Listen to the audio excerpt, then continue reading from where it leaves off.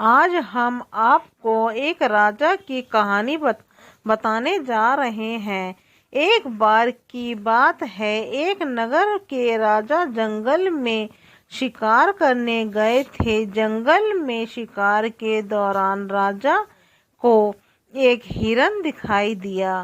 राजा हिरन को देखते ही उसके पीछे पीछे शिकार करने के लिए चल पड़े।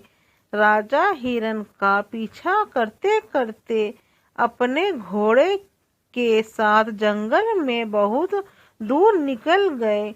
इस दौरान राजा के सिपाही उनसे बहुत पीछे रह गए। मैं राजा हिरन का पीछा करते करते एक जंगल में पहुंच गए। जंगल के अंदर भी राजा हिरन के पीछे पीछे बहुत देर तक भटकते रहे। भटकते भटकते राजा को जंगल में प्यास लग गई। राजा को प्यास ने बहुत ही व्याकुल कर दिया, तो राजा को जंगल के अंदर ही एक झोपड़ी दिखाई दी। राजा ने बिना कुछ सोचे समझे उस झोपड़ी में जाना ही सही समझा। राजा जैसे ही उस झोपड़ी के पास पहुंचे तो देखा कि झोपड़ी में एक कन्या खेल रही थी। राजा ने झोपड़ी में पहुंचते ही राजा को प्यास ने बहुत ही व्याकुल कर दिया, तो राजा को जंगल के अंदर ही एक झोपड़ी दिखाई दी। राजा ने बिना कुछ सोचे समझे उस झोपड़ी में जाना ही सही समझा। राजा जैसे ही उस झोपड़ी के पास पहुंचे तो देखा कि झोपड़ी में एक कन्या खेल रही थी।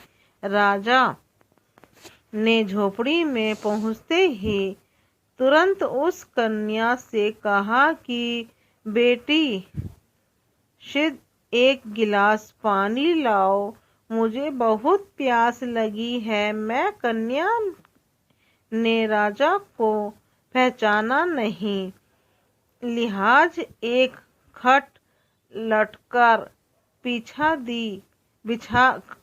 दी और राजा को आम आदमी की तरह बैठने के लिए कहा।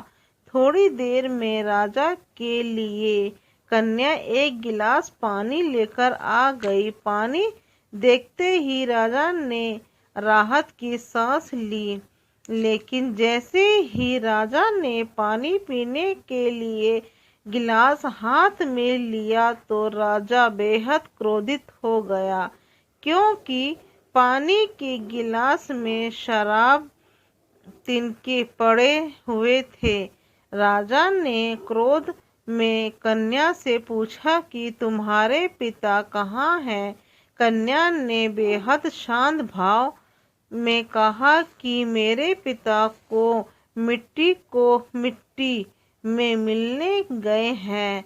राजा पानी पी ही रहे थे कि इतने में लड़की के पिता भी बाहर से आ गए। लड़की के पिता ने राजा को देखते ही पहचान लिया और राजा से हाथ जोड़कर अंदर पूर्वक प्रणाम किया। लड़की के पिता ने कहा, राजा, आप आज मेरे गरीब की झोपड़ी में पधारे और आपको देखकर मैं धन्य हो गया। कहिए आपकी मैं क्या सेवा कर सकता हूँ? तो राजा ने कहा कि आज मैं जंगल में हिरन का शिकार करने आया था।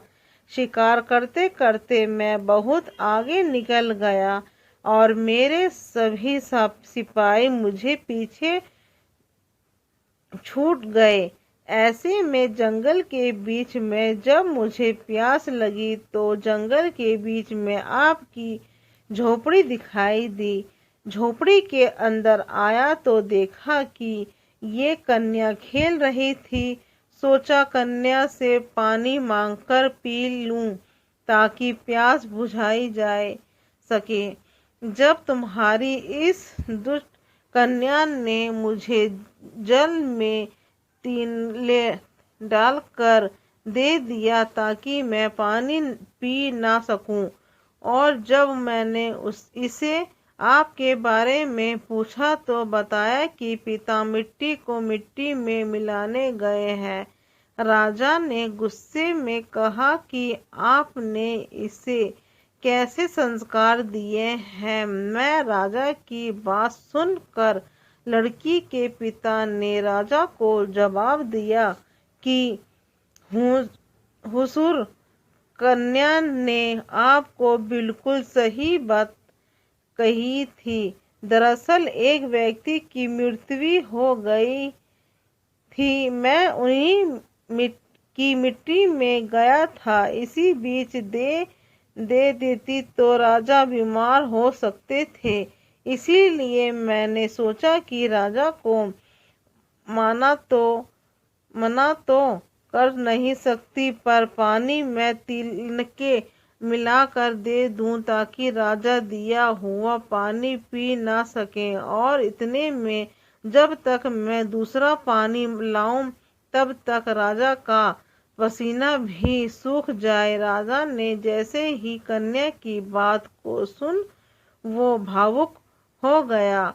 उन्होंने सोचा कि जिस कन्या पर वो इतना क्रोधित हो रहे थे, आखिर वो कन्या उनके भले के लिए किस तरह से सोच रही थी। राजा कन्या की बात को सुनकर बेहद प्रसन्न हुए और अपने गले के पहने सभी हार निकाल कर कन्या के गले में डाल दिया। राजा ने अपने बहुमूल्य हार देकर कन्या और उनके पिता को हमेशा हमेशा के लिए झोपड़ी की उस गरीबी से मुक्त करा दिया। ये सब देखकर कन्या और पिता ने राजा का आभार प्रकट किया।